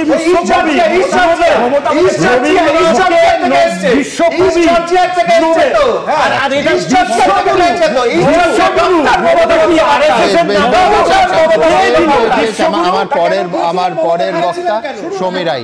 আমি বলছি দেখুন, রাজনৈতিক তরজা, রাজনীতিবিদদের মধ্যে ব্যক্তি আক্রমণ, এই আক্রমণ কিন্তু ওই ছেলেগুলো ওই যোগ্যদের কোনো সুরঙ্গের শেষে আলো দেখাতে পাচ্ছে না। সমীরাইজ কি বলেন শুনবো। সুমন, আমি তোমার কাছ থেকে পারমিশন নিয়ে একটা জিনিস করতে চাই। আমি জানি তুমি দিতে পারবে না, আমি চাই আমার যেটুকু বলার সময় পুরোটাই রাহুলকে দেওয়া হোক। কেন তাহলেই না যারা টেলিভিশনটা দেখছেন তারা বুঝতে পারবেন যে এই সরকারটা কোথায় দাঁড়িয়ে আছে। এবং আমাদের কপাল ভালো। তবে রাহুলের সঙ্গে আমি একমত যে যখন কেউ বলছেন তার মধ্যে ইন্টারাপ্ট না করাই না। আমি বলছি আমি নিশ্চয়ই রাহুলকে ভালোবেসেই বলছি, তার কারণ যখন একটা সরকার এ ধরনের কাজ করে অন্ততপক্ষে যারা দায়িত্ববান মুখপাত্র সেই দলটির তাদের অনেক ভেবেচিন্তে কথা বলা উচিত, কারণ তাদের প্রতিটি কথা কিন্তু পাবলিক কাউন্ট করে। যেমন আমাদের বাংলার পরিচিত মুখ মাননীয় কুণাল ঘোষ, তার কথাগুলো মানুষ শোনেন, মানুষ হাসেন, অনেক মানুষ কাঁদেন, অনেক মানুষ সত্যি সত্যি লজ্জা পান, অনেক মানুষ বিভিন্ন রকম মন্তব্য করেন, কারণ তারা কখনো ভাবেন না যে এই সরকারটা তাদের নয়, সরকারটা পশ্চিমবঙ্গ সরকার একটি দল চালাচ্ছে, অতি অবশ্যই একটি রাজনৈতিক দল। একটু আগে রাহুল বলল না যে এই চাকরিহারাদের পাশে সরকারই থাকবে। হ্যাঁ, সরকারই তো থাকবে। আজ থেকে 15 বছর পরে, 20 বছর পরে, 30 বছর পরে, 40 বছর পরে, 50 বছর পরে যারা চাকরি করবেন বা চাকরি হারাবেন তাদের পাশে সেই সময়কার সরকার থাকবে, তৃণমূল সরকার নয়। 1 নম্বর। দ্বিতীয় নম্বর, এই বারবার বলা হচ্ছে যে চাকরি নিয়ে এত প্রশ্ন, যে কে যোগ্য কে অযোগ্য। অযোগ্যদের লিস্ট কে দিয়েছে? এসএসসি দিয়েছে। এবার তৃণমূলের প্রতিনিধিরা বলছেন যে না, যে টাকাটা দেওয়া হবে এটা মানবিক একটা ব্যাপার। কিসের মানবিক ব্যাপার? কারা টাকা তুলেছিল এই চাকরির নাম করে? কাদের সময়কার, কাদের সরকারের শিক্ষামন্ত্রী জেলে? কাদের কাছ থেকে কোটি কোটি টাকা পাওয়া গেছিল? কাদের কাছে বাংলার মানুষ প্রতিদিন প্রশ্ন করছে? এই সরকারে যারা চালাচ্ছেন সেই শাসক দলের কাছে ওএমআর সিট পাওয়া যাচ্ছে না বলে তারা খুব নিশ্চিন্ত থাকছেন। কে? শাসক দল। ওএমআর সিট পাওয়া যাচ্ছে না, হয়তো দেখো ইউপি। আরে ভাই, ইউপিতে গেল কি করে? কেন ওএমআর সিট পাওয়া যাচ্ছে না? কেন তারা অযোগ্যদের লিস্ট দিয়েছে বলছে এসএসসি, অর্থাৎ সরকার বলছে যোগ্যদের লিস্ট দেওয়া যাবে না? তার কারণ তারা জানেন সেখানেও হয়তো অনেক ভেজাল আছে, অর্থাৎ তারা সত্যি সত্যি কজন যোগ্যকে চাকরি দিয়েছেন সেটাও একটা বড় প্রশ্নের মুখে দাঁড়িয়ে গেছে। কেন যারা যোগ্য ব্যক্তি তারাও তো টাকা পেতেন এই টাকাটা দিলে, সত্যি সত্যি শুধু তো অযোগ্যরা পেতেন না, যোগ্যরাও পেতেন। তাহলে কেন যোগ্য ব্যক্তিরা বলছেন আমরা জানতাম এটা হয়েছে, ঠিক হয়েছে? কেন তারা বলছেন? আপনাদের বুঝতে হবে। রাহুল একটু আগে বলছিল যারা বসে আছেন রাস্তায় তাদের এইখানে বসার অধিকার নেই। কে বলেছে? রাহুল না জেনে বলছে। আমি দায়িত্ব নিয়ে বলছি। আমার সাথে মাননীয় আজকে প্রয়াত আমাদের প্রিয় কবি শঙ্খ ঘোষ গেছিলেন প্রেস ক্লাবের কাছে। এটা দীর্ঘ কয়েক বছরের হাজার হাজার ছেলে মেয়ে সেখানে রাস্তায় বসে আছে, সেখানে আমাদের মাননীয় মুখ্যমন্ত্রী তাদেরকে ত্রিপল দিয়ে ঢেকে কার্নিভাল করেন। তখন তার মানবিক মুখ কোথায় যায়? প্রশ্ন আসবে না। তার কারণ উত্তর দিতে পারবেন না, উত্তর দিতে পারবেন না যারা সত্যিকারের তৃণমূল করেন পার্টিটাকে ভালোবেসে, যারা সত্যি সত্যি, আমি বলছি এখনো বলছি 1 সেকেন্ড সুমন, যারা তৃণমূলের মধ্যে অনেস্ট আছেন। এটা বড় প্রশ্ন, আমি জানি এটা সবার মনেই যে সত্যি কি আছে আমি জানি না, হয়তো যদি থাকেন তাদের কাছে কিন্তু এই প্রশ্নটা আজকে বড় যে কেন সরকারের সমস্ত লোকরা সমস্ত যেদিকে তাকাবো, শুধু শিক্ষা নয়, শিক্ষা, স্বাস্থ্য, সমস্ত দিকে চুরি চুরি চুরি আর মানুষের উপর অত্যাচার, কিছু বললেই জেলে ভরে দাও। এটা কোন সরকার চলছে? বেশ, আমি এখান থেকে আবার একবার রায়ের কথায় আসি, তারপর বিশ্বনাথ চক্রবর্তীর কাছে আসব। মাননীয় বিচারপতি 48 নম্বর পয়েন্টে লিখছেন যে এক নির্দিষ্ট একটা গোষ্ঠীকে আর্থিক সুবিধে পাইয়ে দেয়া বৈষম্যমূলক বলে মনে করি। 2, এ ধরনের চিহ্নিত অযোগ্যদের আর্থিক সাহায্য দেয়া অনুচিত। আরেক জায়গায় লিখছেন যখন দুপক্ষই ক্ষুধার্ত থাকে তখন রাজ্য নির্দিষ্ট একটি পক্ষকে, একটি গোষ্ঠীকে খাদ্য সরবরাহ করে, বাকিদের ক্ষুধার্ত অবস্থায় ছেড়ে দিতে পারে না। আমি আবার বলছি, ওই 31 লক্ষ যদি সবাইকে সমান ভাতা দেয়া হতো তবু আইনের কষ্টিপাথরে কোথাও একটা তার যুক্তি থাকতো, বাকিতে কিন্তু যুক্তি পাওয়া সত্যি সত্যি মুশকিল হচ্ছে। ঠিক এইখান থেকে আমি আমার পরের প্রতিবেদন আপনাদের সামনে রাখবো। সেটা হচ্ছে শুধুমাত্র আজকের এই ভাতা নয়, নিয়োগ থেকে ভাতা বারবার আইনি কষ্টিপাথরে কেন আটকে যাচ্ছে রাজ্য সরকারের একটার পর একটা সিদ্ধান্ত। দেখুন তো। শিক্ষাকর্মীদের ভাতা মামলায় কলকাতা হাইকোর্টে বড়সড় ধাক্কা খেল রাজ্য সরকার। ভাতা প্রদানের উপর অন্তর্বর্তী স্থগিতাদেশ দিল আদালত। অর্থাৎ শিক্ষক নিয়োগ দুর্নীতি মামলার শুরু থেকে যেভাবে আদালতে একের পর এক ধাক্কা খাচ্ছে রাজ্য সরকার, তা অব্যাহত রইল। আমরা বলবো, বন্ধু তোমার পথের সাথীকে চিনে নিও, পথে কে পাশে থাকে আর কারা চাকরি খাবো, অন্তর্বর্তীকালীন ভাতা পেতে দেব না, বিপদে পাশে থাকবো না, লোককে কষ্ট দিয়ে চোখে জল ফেলে তাই নিয়ে বিরোধী রাজনীতি করব, এদেরকে চিনে রাখতে হবে। আবার হাইকোর্টে থাপ্পড়। যারা পয়সা দিয়ে, যারা তৃণমূল নেতাদের পদলেহন করে যারা অযোগ্য চাকরি পেয়েছে, তারা ঘরে বসে 20,000 এবং 25,000 টাকার ভাতা কি কারণে পাবে? যারা যোগ্য চাকরি প্রার্থী এবং যারা অযোগ্য তাদের আইডেন্টিফাই করা হোক। নিয়োগ দুর্নীতি মামলায় আদালতে রাজ্য সরকার প্রথমে ধাক্কা খায় 2024-এর 22 এপ্রিল।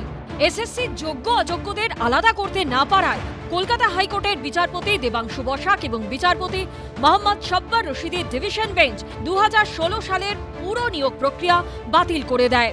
হাইকোর্টের এই নির্দেশকে চ্যালেঞ্জ করে 2024-এর 24 এপ্রিল সুপ্রিম কোর্টে যায় রাজ্য সরকার, এসএসসি এবং মধ্যশিক্ষা পর্ষদ। কিন্তু সেখানেও বড় ধাক্কা খায় রাজ্য সরকার। গত 3রা এপ্রিল কলকাতা হাইকোর্টের বিচারপতি দেবাংশু বসাক এবং বিচারপতি সব্বার রশিদের ডিভিশন বেঞ্চের রায় বহাল রেখে পুরো প্যানেলই বাতিল করে দেয় সুপ্রিম কোর্টের তৎকালীন প্রধান বিচারপতি সঞ্জীব খান্না ও বিচারপতি সঞ্জয় কুমারের বেঞ্চ। গত 17 এপ্রিল সুপ্রিম কোর্ট জানিয়ে দেয়, শুধুমাত্র যে শিক্ষকরা দাগি বা অযোগ্য হিসেবে চিহ্নিত নন, 31 ডিসেম্বর পর্যন্ত তাদের চাকরি বহাল থাকলো। আপাতত তারা স্কুলে যেতে পারবেন ও বেতন পাবেন। তবে নতুন এই নির্দেশ গ্রুপ সি এবং গ্রুপ ডি কর্মীদের জন্য প্রযোজ্য নয়। অশিক্ষক কর্মীদের ক্ষেত্রে পূর্ব নির্দেশই বহাল থাকবে, অর্থাৎ এখন থেকেই চাকরি ছেড়ে। সর্বোচ্চ আদালতের এই রায়ের পরই চাকরিহারা শিক্ষাকর্মীদের জন্য মাসিক ভাতার ঘোষণা করেন মুখ্যমন্ত্রী। সেই মামলাতেও এদিন কলকাতা হাইকোর্টে ধাক্কা খেল রাজ্য সরকার। এবিপি আনন্দ। বেশ, বিশ্বনাথ চক্রবর্তী কি মনে করছেন? গ্রুপ সি এবং গ্রুপ ডি দুর্নীতির দায়ে যাদের চাকরি গেছে, এই চাকরি যাওয়ার পরে মমতা বন্দ্যোপাধ্যায় যে ভাতা দিচ্ছিলেন, এটা কি মমতা বন্দ্যোপাধ্যায় জানতেন না যে দেশের সর্বোচ্চ আদালত যাদেরকে মানে রাজ্য সরকার অ্যাপিল করার পরেও যাদের চাকরির মেয়াদ বাড়ায়নি, শিক্ষকদের বাড়িয়েছে, কিন্তু গ্রুপ সি গ্রুপ ডিতে এতটাই দুর্নীতি ছিল যে মহামান্য আদালত তাদের চাকরিটাও ওই ডিসেম্বর পর্যন্ত নিয়ে যেতে রাজি ছিল না এবং তাদের টাকা ফেরত দেওয়ার কথা ছিল। এবং মমতা বন্দ্যোপাধ্যায় খুব ভালো করে জানতেন যে এটা এইরকমই একটা রায় আসবে, কোনো মতেই রাজ্য সরকারের এই ঘোষণা কোর্ট বৈধতা দেবে না। তারপরে মমতা বন্দ্যোপাধ্যায় কেন করেছেন? খুব পরিষ্কার, 2026-এর নির্বাচনের আগে তিনি যে জনসভাগুলো করবেন, গিয়ে বলবেন আমি তো টাকা দিতে চেয়েছিলাম, এরা টাকা খেয়েছে, এরা চাকরি খেয়েছে, বিজেপি চাকরি খেয়েছে, আদালত চাকরি খেয়েছে, সিপিএম চাকরি খেয়েছে। মমতা বন্দ্যোপাধ্যায় সচেতনভাবে একেবারে জানতেন যে এই ধরনের রায় আসবে, তার ঘোষণা বাতিল হবে, কিন্তু তিনি লোক দেখানোর জন্য এবং জনসভায় বলবার জন্য খুব পরিষ্কার করে এই ঘোষণাটা করেছেন। এই ঘোষণাটা কেন অবৈধ? সংবিধানের 14 নম্বর ধারার এর বিপরীতে তিনি এই আদেশটা দিয়েছেন। কেন 14 নম্বর ধারায় 22 লক্ষ কর্মপ্রার্থী ছিলেন, তাদেরকে না দিয়ে একটা নির্দিষ্ট সেগমেন্ট কিছু লোককে দিলেন। এটা হলো পরিষ্কার রাইট টু ইকুয়ালিটির এগেনস্টে তিনি এই ঘোষণাটা করেছেন। যদি সবাইকে দিতেন তাহলে একরকম ছিল, কিন্তু কিছু সংখ্যককে দেওয়ার মধ্য দিয়ে রাইট টু ইকুয়ালিটিকে ভায়োলেট করেছেন। দ্বিতীয় যেটা, সুপ্রিম কোর্টের কোনো রায় যখন আসে সেটা হলো ল অফ দ্য ল্যান্ড, অর্থাৎ দেশের সর্বোচ্চ আইন হয়ে গেল সেটা। তাহলে দেশের সর্বোচ্চ আইনে কি বলা হয়েছিল? এরা দুর্নীতি করেছে, এই জন্য চাকরি এদের গেছে। ফলে দুর্নীতি যাদের চাকরি গেছে তাদেরকে যদি সরকারি কোষাগার থেকে টাকা পাঠানো হয়, অর্থাৎ অশোক স্তম্ভের টাকা যদি ওখানে যায়, তাহলে সরাসরি ল অফ দ্য ল্যান্ডকে অস্বীকার করা হয়, সুপ্রিম কোর্টের আদেশকে অস্বীকার করা হয়। সেই কারণেই মহামান্য আদালত কলকাতা হাইকোর্টে মহামান্য বিচারপতি অমৃতা সিনহা কিন্তু আজকে এই অর্ডারটা দিতে বাধ্য হয়েছেন যে এছাড়া ওনার কাছে আর কোনো নেই, সুপ্রিম কোর্টের অর্ডার না হলে ভায়োলেট হয়ে যেত। সুমন্দা, আমি পরিষ্কার করে আপনাকে বলতে চাই, তৃণমূল কংগ্রেস এবং মমতা বন্দ্যোপাধ্যায় যে সিদ্ধান্তটা নিচ্ছেন সেটা হলো গোয়েবেল থিওরি, মানে একই মিথ্যে কথা বারবার করে বলো, জনসভায় সেটা বারবার করে বলো যে চাকরি খেয়েছে কে, সিপিএম ছাড়া আবার কে, চাকরি খেয়েছে কে, তৃণমূল ছাড়া আবার কে, বিচারপতি ছাড়া আবার কে, এই কথাগুলো বলে মানুষের কাছে মিথ্যেটাকে সত্যি বলে প্রতিষ্ঠা করো। দেখুন, তৃণমূল কংগ্রেসের যে সংগঠন আছে সুমন্দা, সেখানে কিন্তু গ্রাসরুটে গিয়ে সেই মিথ্যেটা সত্যি করতে পারে তারা। এবং বারবার সেটা আমি দেখছি। আর উল্টো দিকে বিরোধী রাজনৈতিক দল এতটাই দুর্বল পশ্চিমবাংলাতে, তাদের বক্তব্যগুলোও এতটাই দুর্বল যে তারা মানুষের কাছে সত্যটাই সত্য বলে প্রতিষ্ঠা করতে পারছে না। সেই কারণে কিন্তু ভোটের রেজাল্ট তৃণমূল মিথ্যে দিয়ে মানে জয়ী হচ্ছে, আর সত্যি নিয়েও বিরোধীরা কিন্তু কিছুই কাজ করতে পারছে না। আমি বলছি সুমন দা, আপনি আমায় বলুন, বাঙালি জীবনে মানে অবশ্যই বাঙালি দরিদ্র ছিল, গুজরাটের মতন এত উন্নত অর্থনৈতিকভাবে ছিল না, কিন্তু বাঙালি জীবনের প্রাতিষ্ঠানিক দুর্নীতি এই মমতা বন্দ্যোপাধ্যায় এবং তার সরকার তৈরি করেছে। আজকে বাইরের রাজ্যে গেলে আমাদের লজ্জা লাগে, প্রতিনিয়ত সর্বত্র আমাদের দুর্নীতি প্রকাশ পায়।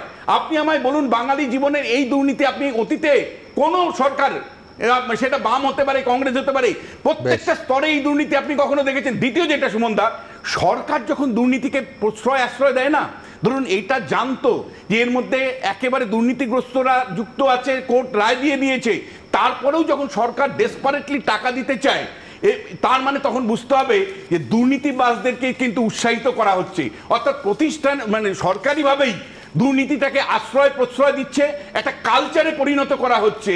এবং এই কালচারটা কিন্তু সুমন্ত দেখুন, মমতা বন্দ্যোপাধ্যায় তো দীর্ঘস্থায়ী হবে না, আমিও হব না, আপনিও হবেন না, কিন্তু আজ থেকে 100 বছর পরে বা 150 বছর পরে যখন ইতিহাস লেখা হবে, তখন লেখা হবে যে পশ্চিমবাংলার দুর্নীতিকে প্রাতিষ্ঠানিক রূপ দিয়েছে কে? মমতা বন্দ্যোপাধ্যায় ছাড়া আবার কে?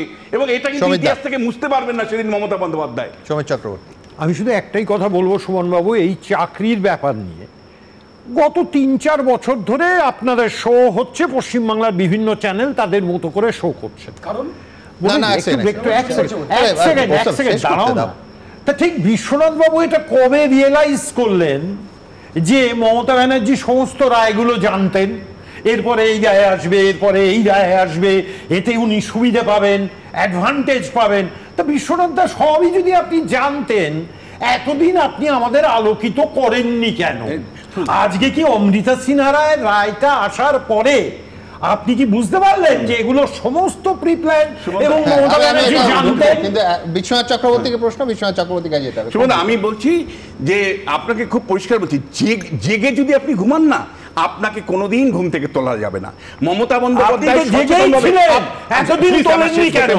আমি হচ্ছে এই যে আইপ্যাক টিম রেখেছে, পরামর্শদাতারা রেখেছে, প্রতিনিয়ত অঙ্ক করছে যে কোনটা করলে কি হবে। না না, আপনি ঠিক কবে বুঝলেন? আপনি ঠিক কবে বুঝলেন? আপনি কবে বুঝলেন? আমি তো আপনার কাছেই জানতে চাই আপনি বলুন, আপনি কবে বুঝলেন? যথার্থভাবে বলেছেন যে এই রায়ে কিন্তু সবচেয়ে বেশি লাভবান মমতা বন্দ্যোপাধ্যায় হবে। কেন?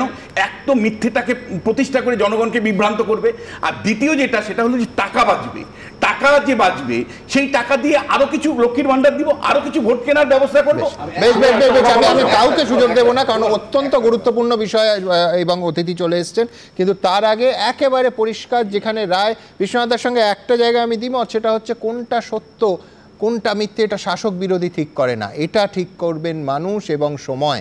সব থেকে বড় কথা আজকের দিনে দাঁড়িয়ে আদালত একেবারে পরিষ্কার, মাননীয় বিচারপতি বলছেন, এক, এই বিতর্কিত প্রকল্পের মাধ্যমে রাজ্য কোনো কর্মসংস্থান সৃষ্টি করছে না। 2, এই প্রকল্প কোনো বেকার প্রার্থীকে সরকারি সহায়তা দিচ্ছে না। 3, উল্টে মনে হচ্ছে রাজ্য সেই প্রার্থীদের আর্থিক সাহায্য করছে যারা দুর্নীতির কারণে চাকরি পেয়েছিলেন। মারাত্মক কথা, রাজ্য সেই প্রার্থীদের সাহায্য করছে যারা দুর্নীতির কারণে চাকরি পেয়েছিলেন এবং আদালতের নির্দেশে যাদের চাকরি বাতিল হয়েছে। আমি নিঃসন্দেহে এইখান থেকে আপনারা কি বলছেন, যেটা আমাদের কাছে সব থেকে গুরুত্বপূর্ণ, দ্রুত একবার দেখানোর চেষ্টা করবো। আপনারা জানেন আমাদের ভেরিফাইড এক্স অ্যাকাউন্ট, সঙ্গে সুমন @IM সুমন। প্রচুর মন্তব্য। আশিক ইকবাল মণ্ডল তিনি লিখছেন, যেখানে যোগ্য অযোগ্য আলাদা করা যায়নি সেখানে সবাইকে ভাতা দেয়া সম্পূর্ণ ভিত্তিহীন। মিহির কানুনগো লিখছেন, হাইকোর্টের স্থগিতাদেশ সরকারি অর্থের অপব্যবহার আটকাবে। তমাল রায় লিখছেন, যারা টাকা দিয়ে চাকরি কিনেছেন তাদের টাকা ফিরিয়ে দিতে সরকার বদ্ধপরিকর। সুব্রত পাল লিখছেন, আইন আদালত ছাড়া রাজ্যটা অচল। দেবব্রত ঘোষ লিখছেন, শাক দিয়ে মাছ ঢাকা যায় না। ভূপতি নস্কর লিখছেন, গ্রুপ সি ও গ্রুপ ডি কর্মীদের ভাতা দেয়া মানে কোর্টের নির্দেশ অমান্য করা।